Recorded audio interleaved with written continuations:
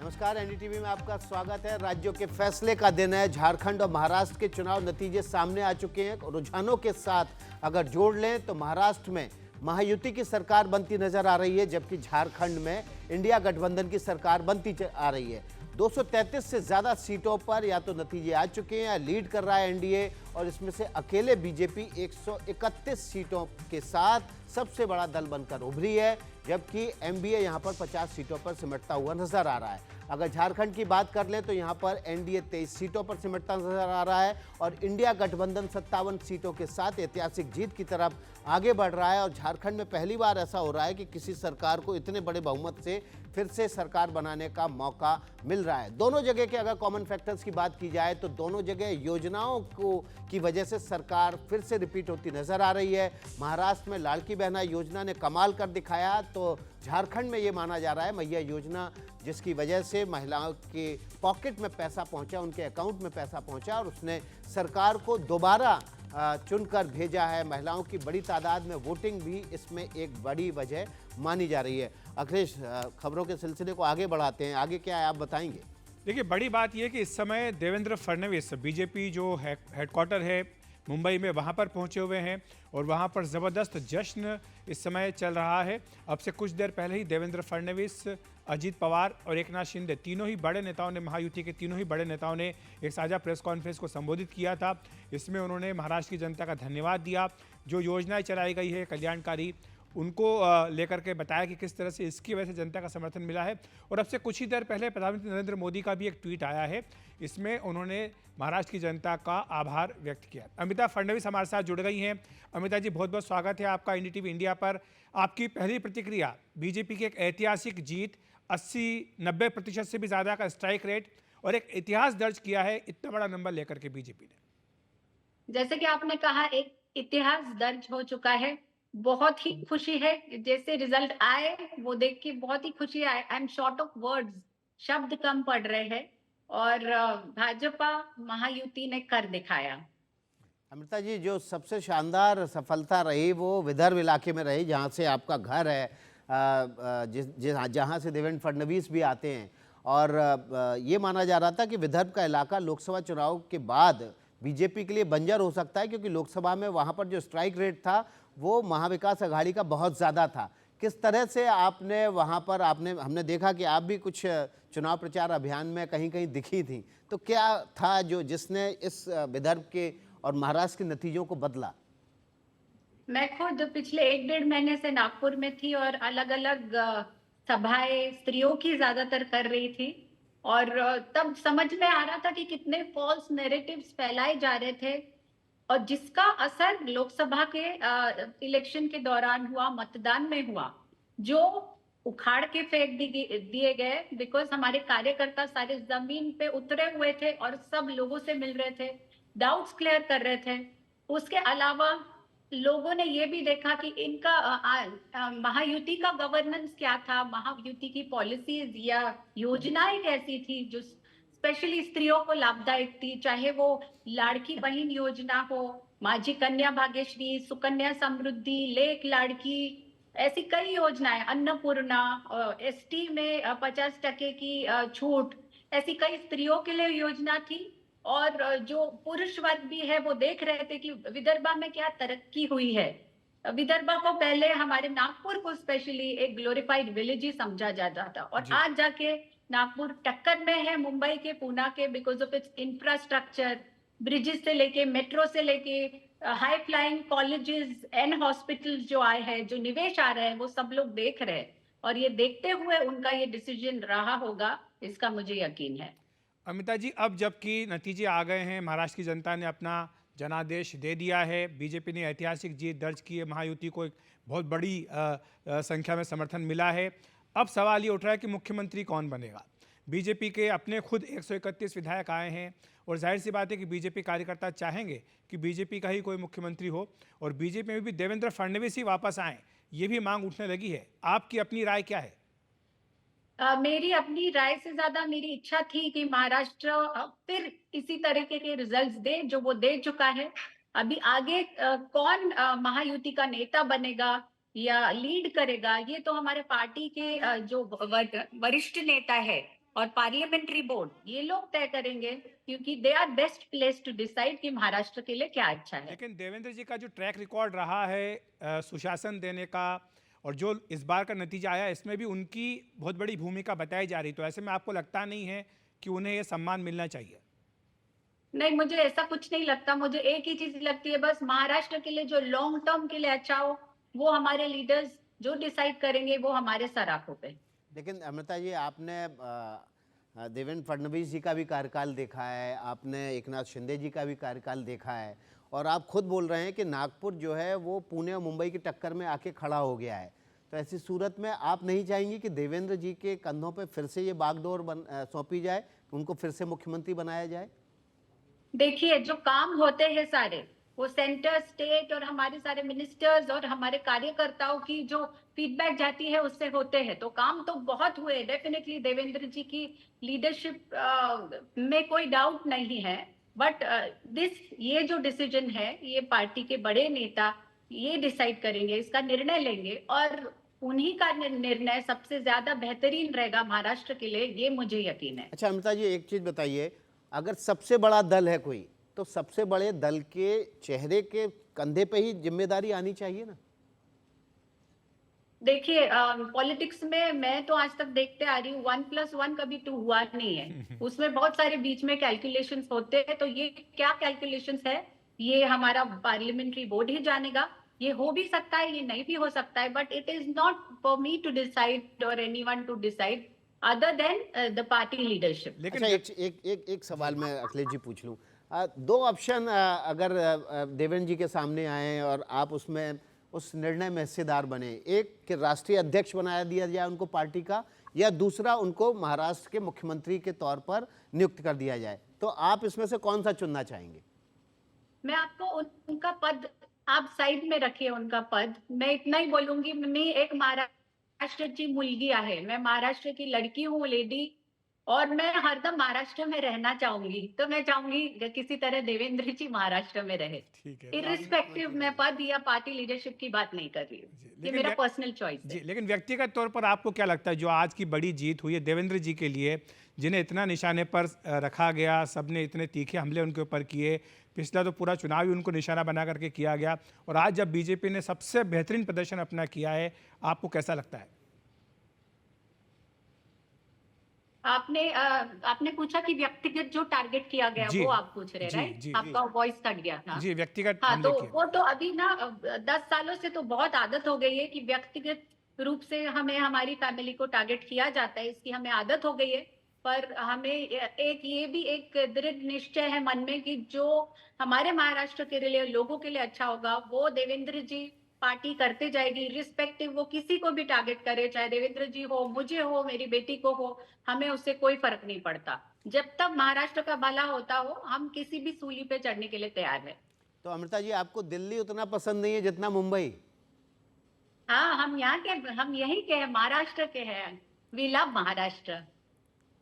तो इसका मतलब है कि आप चाहेंगे कि देवेंद्र जी मुंबई में रहें, सीएम बन के रहें? जो भी बन के रहे, मुंबई में रहे। चलिए, बहुत बहुत शुक्रिया आपका, आपने वक्त निकाला। आज निश्चित रूप से बहुत व्यस्त दिन है आपका, खुशी भरा दिन भी है, ऐतिहासिक दिन भी है महाराष्ट्र की राजनीति में, जब इतनी बड़ी विजय किसी पार्टी को या गठबंधन को मिली है। आपने एनडीटीवी के लिए वक्त निकाला, बहुत बहुत शुक्रिया आपका। धन्यवाद। जय हिंद, जय भारत।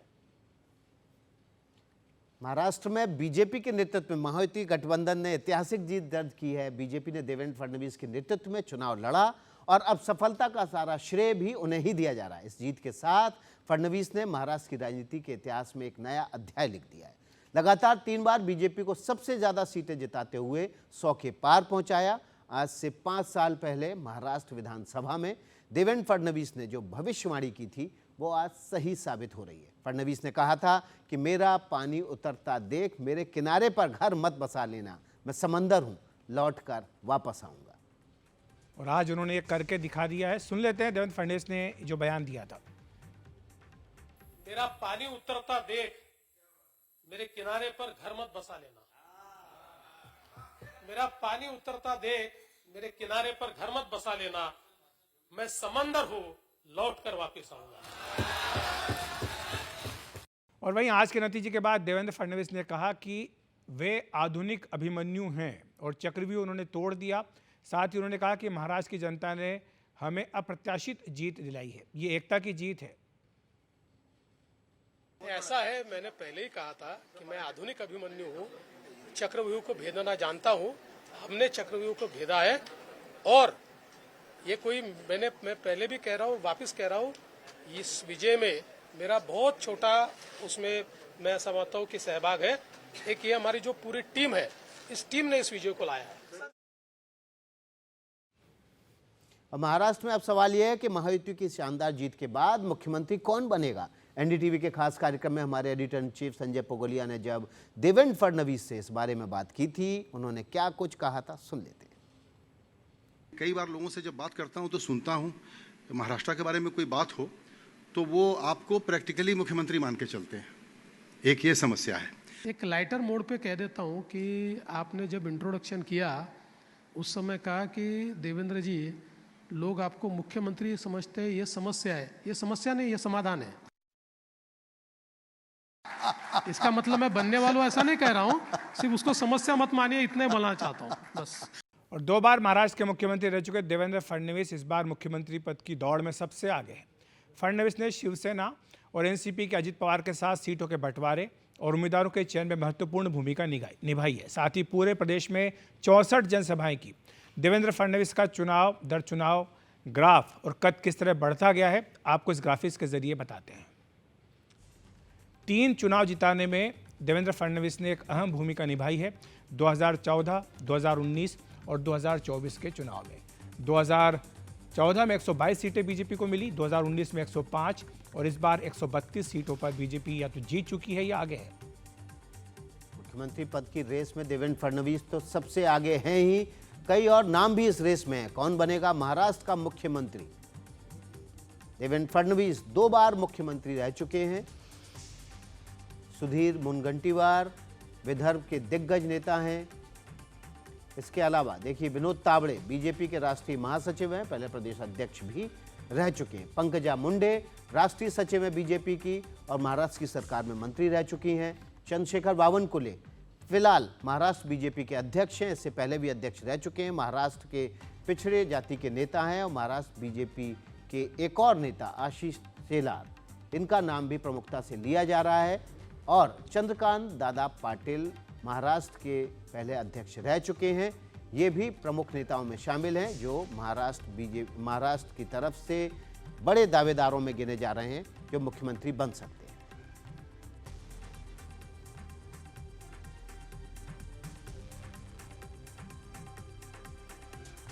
तो हमारे साथ आज इसी महत्वपूर्ण घटनाक्रम पर चर्चा करने के लिए खास मेहमान हैं। स्टूडियो में हमारे साथ आरती जयरथ हैं, वरिष्ठ पत्रकार अनुराग वर्मा जी हैं, वरिष्ठ पत्रकार, साथ ही मनीषा प्रियम राजनीतिक विश्लेषक भी हमारे साथ जुड़ गई हैं। आरपी सिंह प्रवक्ता बीजेपी और संजीव सिंह प्रवक्ता कांग्रेस भी हमारे साथ जुड़ चुके हैं। आप सभी का बहुत बहुत स्वागत है एनडीटीवी इंडिया पर। लेकिन सबसे पहले मैं अपने सहयोगी जितेंद्र दीक्षित के पास जाना चाहूँगा। जितेंद्र, एक के बाद एक लगातार हम देख रहे हैं कि सेलिब्रेशंस का सिलसिला वहाँ पर चल रहा है, लेकिन क्या सरकार बनाने की कोई औपचारिक प्रक्रिया भी अभी शुरू हुई है? क्योंकि जो डेडलाइन है वो कोई बहुत ज़्यादा दूर नहीं है, 26 तक पूरी प्रक्रिया को निपटाना है। जी हाँ, बिल्कुल। देखिए, आज 23 तारीख है और 26 तारीख तक इस प्रक्रिया को निपटाना है। लेकिन मुझे लगता है कि जिस तरह से महायुति को स्पष्ट बहुमत मिल चुका है, तो उसके बाद समय रहते ये प्रक्रिया पूरी कर दी जाएगी। अभी अब से कुछ देर पहले देवेंद्र फडणवीस ने यहाँ पर बीजेपी के कार्यकर्ताओं को संबोधित किया। वो अभी भी यहाँ पर मौजूद हैं। यहाँ पर जलेबी बनाए जाने का कार्यक्रम चल रहा है, जिसमें कि वो शिरकत कर रहे हैं। और इसके बाद तीनों ही पार्टियों की एक बैठक होगी, तीनों पार्टियों के नेताओं की बैठक होने वाली है, जिसमें फडणवीस होंगे, जिसमें एकनाथ शिंदे होंगे और अजीत पवार होंगे। और इन तीनों पार्टियों की बैठक में तय होगा कि आखिर किस पार्टी का मुख्यमंत्री बनना है। और जो हमारी जानकारी है और जो सभी ये मान रहे हैं वो ये है कि बीजेपी चूंकि सबसे बड़ी पार्टी बनकर उभरी है, एकनाथ शिंदे की पार्टी से लगभग 2 से ज़्यादा सीटें बीजेपी ने हासिल की हैं, ऐसे में बीजेपी ही सीएम पद की दावेदार होगी। अगर बीजेपी को सीएम पद मिलता है तो फिर सवाल खड़ा होता है कि आखिर बीजेपी में से कौन सा वो नाम होगा जो कि मुख्यमंत्री बनेगा। तो सबसे पहला नाम देवेंद्र फडणवीस का ही है। फडणवीस का नाम इसलिए है क्योंकि फडणवीस के नेतृत्व में ही बीजेपी ने महाराष्ट्र में यह चुनाव लड़ा। फडणवीस सीटों के बंटवारे में उन्होंने अहम भूमिका निभाई, उम्मीदवारों के चयन में उन्होंने अहम भूमिका निभाई। इसके अलावा जो पूरी रणनीति थी इस पूरे चुनाव की वो उन्हीं की ओर से तैयार की गई थी। फडणवीस 2 बार मुख्यमंत्री रह चुके हैं, 1 बार उप मुख्यमंत्री रह चुके हैं और ऐसे में देवेंद्र फडणवीस ही सबसे प्रबल दावेदार माने जाते हैं। लेकिन एक सवाल ये खड़ा किया जा रहा है कि मान लीजिए अगर देवेंद्र फडणवीस जो है मुख्यमंत्री नहीं चुने जाते हैं, अगर ऐसा पैटर्न अपनाया जाता है जो मध्य प्रदेश, छत्तीसगढ़ और राजस्थान में बीजेपी ने अपनाया था, तो ऐसी स्थिति में फिर कौन मुख्यमंत्री होगा? तो ऐसी स्थिति में आप 3 से 4 नाम जो चर्चा में हैं वो हैं, एक तो सुधीर मुनगंटीवार का नाम है, विनोद तावड़े का नाम है, पंकजा मुंडे का नाम है, चंद्रशेखर बावनकुले जो कि महाराष्ट्र बीजेपी के प्रदेश अध्यक्ष हैं उनका नाम है। लेकिन ये तमाम नामों पर जो है तभी ज़्यादा चर्चा हो सकेगी जब ये तय होगा कि देवेंद्र फडणवीस को मुख्यमंत्री नहीं बनाना है। लेकिन बीजेपी, देखिए एक बात यहाँ पर गौर करने वाली है कि बीजेपी जो है चौंकाने के लिए मशहूर रही है। जिस तरह से बाकी के 3 राज्यों जिनका मैंने नाम लिया उस मामले में बीजेपी ने चौंकाया था, तो कहीं ऐसा तो नहीं कि महाराष्ट्र में भी बीजेपी कुछ उसी पैटर्न पर फैसला करे या फिर अपने देवेंद्र फडणवीस के नाम पर ही बरकरार रहे और देवेंद्र फडणवीस फिर से एक बार महाराष्ट्र के मुख्यमंत्री बने। यहाँ पर हमने तमाम नेताओं से बात की, तमाम कार्यकर्ताओं से बात की, तो उनका तो यही मानना है कि देवेंद्र फडणवीस के कद का, उनके मुकाबले का फिलहाल महाराष्ट्र बीजेपी में कोई नेता नहीं है और ऐसे में देवेंद्र फडणवीस को ही फिर से एक बार मुख्यमंत्री बनाने का मौका मिलना चाहिए। जितेंद्र दीक्षित जिस तरह से सिलसिलेवार तरीके से चीज़ों को रख रहे हैं और बता रहे हैं कि देवेंद्र फडणवीस का दावा क्यों मजबूत है, ये समझना होगा। हमारे साथ बीजेपी के प्रवक्ता आरपी सिंह जी भी जुड़े हुए हैं, सीधे उनके पास चलते हैं। आरपी सिंह जी, क्या देवेंद्र फडणवीस मुख्यमंत्री बनने जा रहे हैं महाराष्ट्र के, या फिर केंद्र की राजनीति में लाकर उनको पार्टी का राष्ट्रीय अध्यक्ष बनाया जाएगा? अभी आपने यही प्रश्न नम्रता भाभी से भी पूछा, आपने उनसे यही कहा कि वो सेंटर में जाना चाहेंगे या स्टेट में जाना चाहेंगे। ये भी बहुत जल्दी है। आप भी जानते हो कि ये सारे फैसले ऐसे नहीं कि कोई टीवी चैनल की डिबेट पे या टीवी चैनल पे बैठ के तय होते हैं। 2 ही दिन का वक्त बाकी है आरपी सिंह जी, डिसाइड करना होगा। 26 तारीख तक शपथ ग्रहण होना है।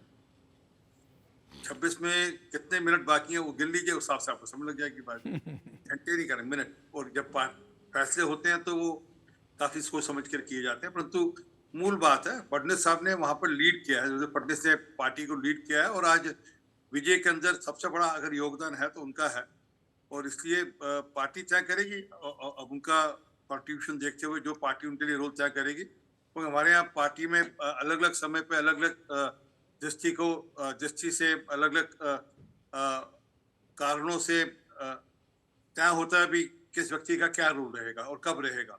लेकिन क्या आरपी जी ये तय हो गया है कि मुख्यमंत्री बीजेपी का ही होगा? क्योंकि पिछली बार तो बीजेपी की भी सीटें ज्यादा थी लेकिन मुख्यमंत्री एकनाथ शिंदे को बना दिया गया था। देखिए, अब मैं पार्टी का प्रवक्ता भी और पार्टी का कार्यकर्ता हूँ। कार्यकर्ता के नाते पूछो तो मैं खुद को चाहूंगा भाजपा का ही मुख्यमंत्री होना चाहिए।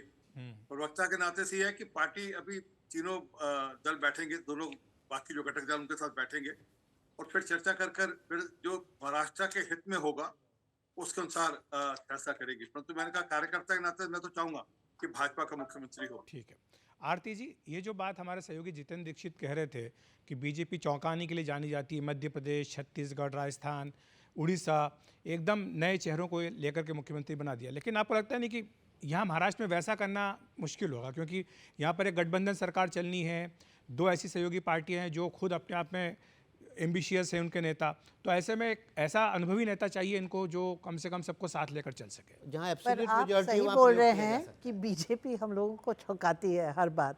आप बताइए, जब एकनाथ शिंदे आए थे पार्टी तोड़कर, तब भी चौंकाया था ना। हमने कभी सोचा था कि एकनाथ शिंदे को बनाएंगे चीफ मिनिस्टर और देवेंद्र फडणवीस जो पहले चीफ मिनिस्टर बन चुके हैं वो डिप्टी का पोस्ट एक्सेप्ट करेंगे, पर हो गया ना। तो मेरे ख्याल में मैं तो स्पेकुलेट नहीं करूंगी क्योंकि ये पार्टी तो अनएक्सपेक्टेड चीज़ें करती है। नहीं, हम तो स्पेकुलेट करने के लिए नहीं करें, लेकिन असेसमेंट क्या है आपका ये? क्योंकि वहाँ पर तो एब्सोल्यूट मेजॉरिटी थी और वहाँ पर तो बीजेपी कांग्रेस का सीधी टक्कर थी, लेकिन यहाँ पर 6 पार्टियाँ जिन्होंने चुनाव लड़ा है, इसमें 3 पार्टियाँ तो बीजेपी के। अब देखिए, ये तो भाजपा के नेता और मेरे ख्याल में आरएसएस का भी कुछ इनपुट्स होंगे इसमें, क्योंकि आरएसएस ने काफ़ी काम किया है बीजेपी के लिए इस दौरान, खास करके विदर्भ एरिया में जहां बीजेपी को बहुत अच्छी जीत हासिल हुई है। तो मेरे ख्याल में ये सब इनपुट्स को लेके उनको ये फैसला करना है कि वो कंटिन्यूटी चाहते हैं, जो पहले था उसको कंटिन्यू करते आए क्योंकि ये कॉम्बिनेशन ने इतनी सफलता पाई है, या वो अपने जो वर्कर्स हैं, अपने जो कार्यकर्ता हैं, उनकी इच्छा पे जाएं। और वो तो चाहते हैं कि देवेंद्र फडणवीस ही बने, वो तो नहीं चाहेंगे कि शिंदे या अजित पवार को, हाँ नहीं, या कोई और नेता तावड़े या कोई हो, क्योंकि देवेंद्र फडणवीस ही रहे हैं भाजपा के चेहरा पिछले 10 साल में। तो मेरे ख्याल में वो तो नहीं चाहेंगे कि कोई और बने। तो देखते हैं, ज़्यादा टाइम नहीं रहता है, 48 घंटे के अंदर तो फैसला होना ही है। अनुराग जी आप कुछ कहना चाह रहे थे? मैं ये कहना चाह रहा था, इस जो नतीजे आए हैं उसमें एक बड़ी कमाल की चीज़ है, इसमें बीजेपी के पास हर तरह का एडवांटेज बीजेपी के पास है। अगर वो अपना मुख्यमंत्री बनाना चाहते हैं तो उनके पास एडवांटेज ये है कि उनके पास अपने सहयोगियों को देने के लिए बहुत कुछ है। नंबर एक, उन दोनों के पास इतनी बड़ी नेगोशिएशन पावर नहीं है, लेकिन जो एनडीए का कल्चर ऑफ लेट बना वो ये बना कि अपने सहयोगियों को ज़्यादा नाराज करके राजनीति करने में अब यकीन नहीं करते हैं, पहले कभी किया हो तो किया हो। तो उनके पास अगर वो शिवसेना को और अजीत पवार को वहाँ की सत्ता से में इतना ज़्यादा पावरफुल नहीं बनाना चाहते, तो उसके बदले में वो केंद्र में उसमें एक डील कर सकते हैं और नेगोशिएशन बहुत अच्छी तरह से हो सकता है। अगर वो उनको देना चाहते हैं तो भी कोई फर्क नहीं पड़ता है, क्योंकि केंद्र में जब आप बैठे हैं तो वो चाह के भी कोई बहुत बड़ा आपकी इच्छा के विपरीत कोई निर्णय नहीं ले सकते हैं। तो इसमें एडवांटेज बीजेपी दोनों तरफ से है। और देखिए मनीषा प्रेम हमारे साथ राजनीतिक विश्लेषक हैं, वो जुड़ी हुई हैं। मनीषा का रुख कर लेते हैं। मनीषा, क्या ये भी हो सकता है एक प्रोबेबिलिटी कि जो प्रयोग सफल रहा, मतलब पिछली सरकार का, अगर शिंदे मुख्यमंत्री, फडणवीस उप मुख्यमंत्री और अजित पवार उप मुख्यमंत्री, उसी प्रयोग को आगे कंटिन्यू कर दिया जाए, और ऐसी सूरत में एक फ़ायदा ये भी होगा कि उद्धव की शिवसेना जिसको ख़त्म करना चाहती है बीजेपी, वो पूरी तरह से समाप्त करने में ज़्यादा सक्षम हो जाएंगे एकनाथ शिंदे? देखिए, ये सब जिसको स्पेक्यूलेशन कहते हैं वो है। सबसे बड़ी बात जो बीजेपी के लिए थी वो क्या थी? वो ये थी कि उनका एक दावा था, उनका एक पक्ष था, और ये कहना था कि बीजेपी और शिवसेना ने गठबंधन में ये चुनाव जीता था पिछली दफ़ा, और उसके बाद भी उन्होंने जितने संख्या ज़्यादा होने के बावजूद भी उन्होंने उद्धव ठाकरे को या शिवसेना को out of courtesy chief minister की सीट दी थी, और जब अपनी दावेदारी जमाई तो उस वक्त ये उन्हें नहीं मिला। तो ये लड़ाई उन्होंने लड़के ली है, और ये लड़ाई बीजेपी की जो रही है वो एक वहाँ से शुरू हुई कि उसको गठबंधन में लड़ना पड़ा, और जब चांस आया तो नहीं मिला, और सबने कहा कि बीजेपी जो है पैन महाराष्ट्र पार्टी नहीं बन सकती। तो इन सभी चीज़ों को लड़के, लड़ाई करके, और उनके जो अपोनेंट पार्टीज थे सभी पार्टियों को तोड़ के, और हर वो संभावित राजनीतिक दांव जिसको कि अच्छा कहा गया उसके विरोध में वो खड़े हुए, और उसके बावजूद भी, और एक बार हार के भी लोकसभा में, और ये विधानसभा वो लेके आए हैं। तो ये लड़ाई बहुत कठिन रही है, ये कोई नॉर्मल चुनाव नहीं है उनके लिए। और मेरा जहाँ तक ये मानना है, इसमें आरएसएस का, नागपुर का बहुत बड़ा योगदान है, रोल है। तो मुझे कहीं शक या शुबा नहीं है कि देवेंद्र फडणवीस ही इस ये जो मौका, राजनीतिक मौका है, इसके नायक और नाविक दोनों ही देवेंद्र फडणवीस हैं। तो मैं इस बात पे मुझे कोई बहुत अचंभा नहीं होगा कि उन्हें ही मुख्यमंत्री बनाया जाए, क्योंकि हर तरह की कठिनाई, परिकल्पना या दिक्कत या आलोचना, सब चीज़ें उन्होंने सह के, और तब वो आज यहाँ खड़े हो रहे हैं। तो ये राजनीतिक मौका जो है वो उनका है। उसके बाद ये हम कैसी भी बातें कर सकते हैं कि इसने भी किया, ऐसा हो तो वैसा होगा, वगैरह वगैरह, लेकिन मेरा ये काफ़ी कुछ समझना है कि नागपुर की जीत है, देवेंद्र फडणवीस की जीत है, और एक तरह से कई अप्रत्याशित राजनीतिक दावों को चलने के बाद और हार के मुंह से फिर ये जीत निकालने की बात है। और बिल्कुल इसकी मनीषा जी, और समझदारी वैसे मुझे भी बहुत जो स्पष्ट है। महाराष्ट्र के और खासतौर से नागपुर के नेता हैं, उन्हें दिल्ली का मौसम जो है वो रास नहीं आता है।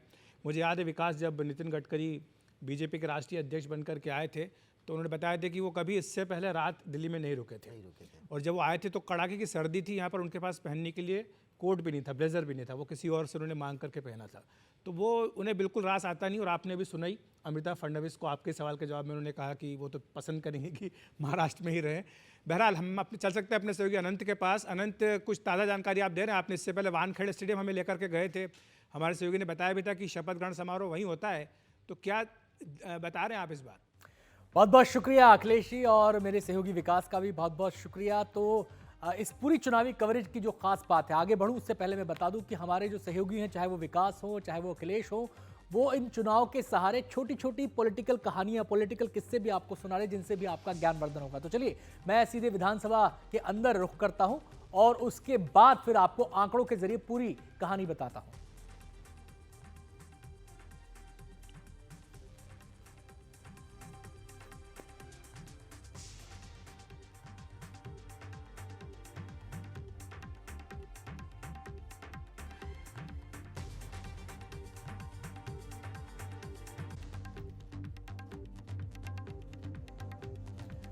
तो विधानसभा के अंदर प्रवेश करने के बाद अब हम आ जाते हैं कॉरिडोर में और यहां पर आंकड़ों के जरिए पूरी कहानी आपको बताते हैं। 288 सीटें महाराष्ट्र में विधानसभा की हैं और एक ही चरण में यहां पर मतदान हुआ था। अब नतीजे आ चुके हैं, कंसोलिडेट हो चुके हैं, तो ये पूरी तस्वीर आपके सामने, एक मुकम्मल तस्वीर हम आपके सामने रख रहे हैं कि कौन कहां स्टैंड कर रहा है। एनडीए सबसे ऊपर है, जिसको महायुति भी कहा जाता है महाराष्ट्र के अंदर।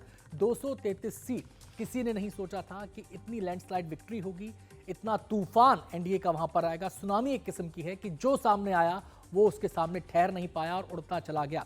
और महाराष्ट्र के तमाम रीजन में बेहतरीन परफॉर्मेंस यहां पर की है। विदर्भ जिसको कहा जाता है कि जिसने विदर्भ जीता उसने महाराष्ट्र की सियासत में अपना परचम लहरा दिया, वहां पर शानदार परफॉर्मेंस रही है।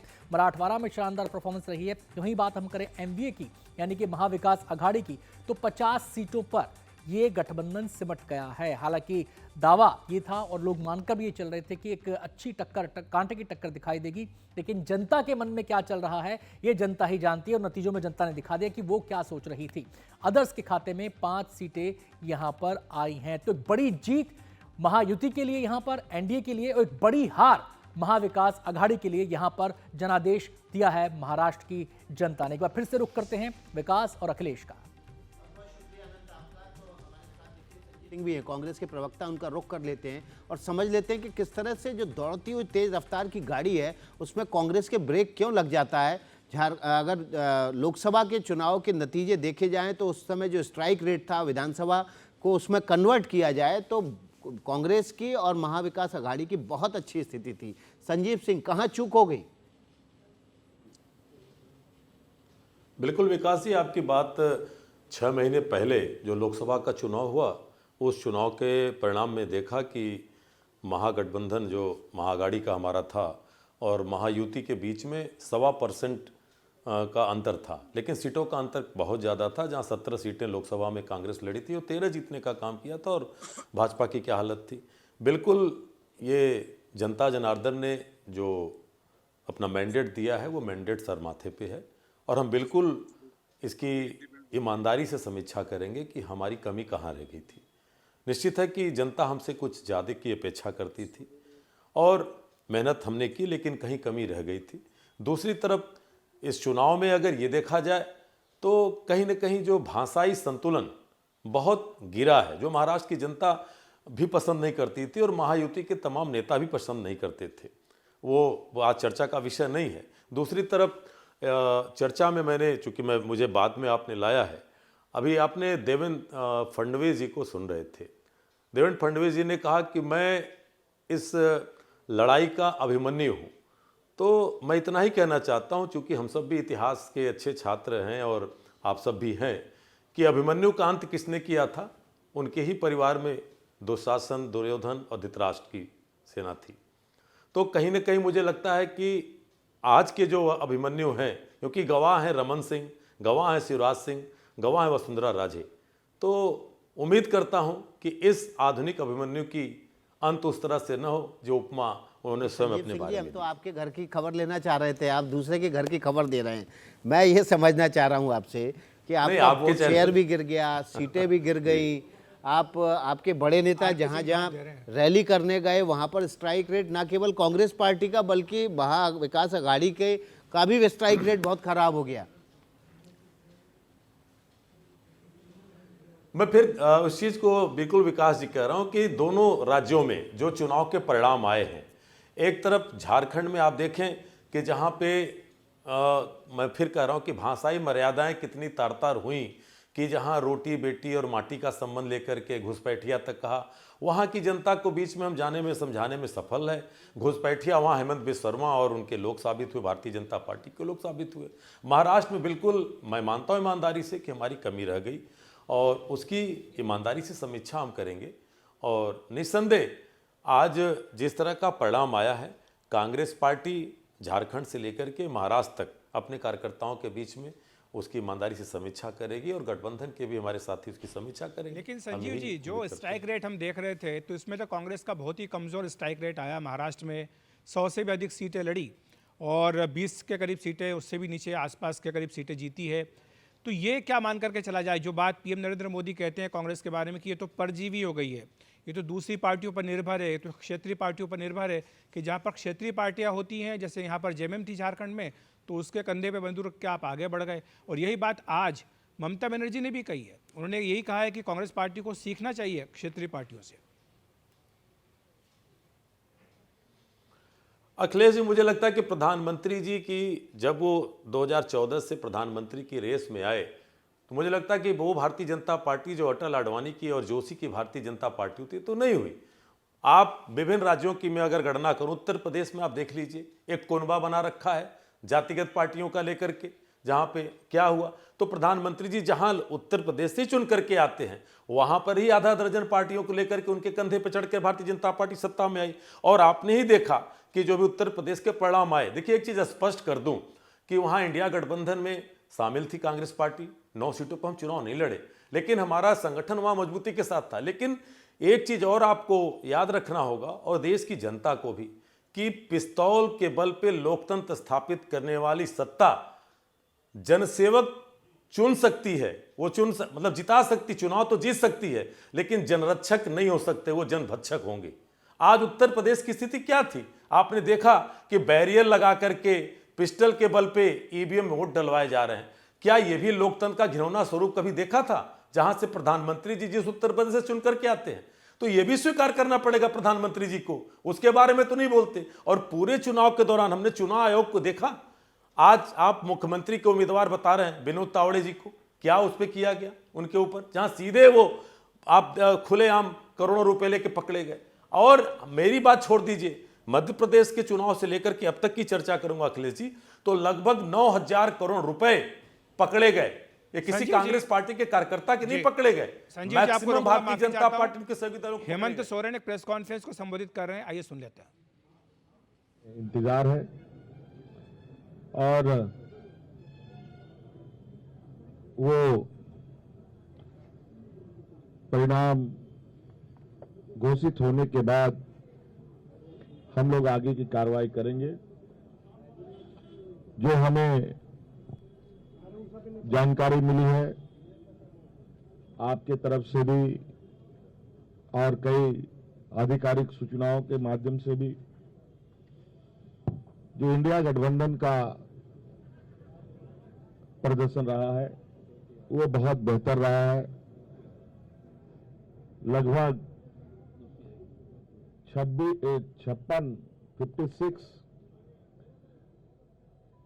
प्रत्याशी हम लोगों के जीते हैं और 24 एनडीए गठबंधन के लोगों ने जीत हासिल की है, जो लगभग 2/3 के बराबर हम लोगों के हिस्से में आता है। कुछ जगहों पर शायद रिकाउंटिंग की खबर आ रही है और कुछ जगहों पर बहुत मार्जिनल वोट में निर्णय होने के आसार दिख रहे हैं। उन सभी सीटों पर भी हम लोगों की नजर है और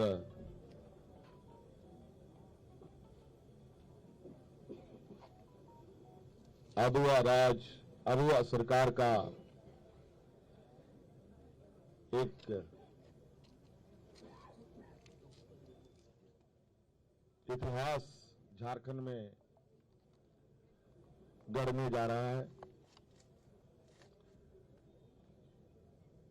आप लोगों ने पहली बार, मुझे लगता है, ऐसा चुनाव देखा होगा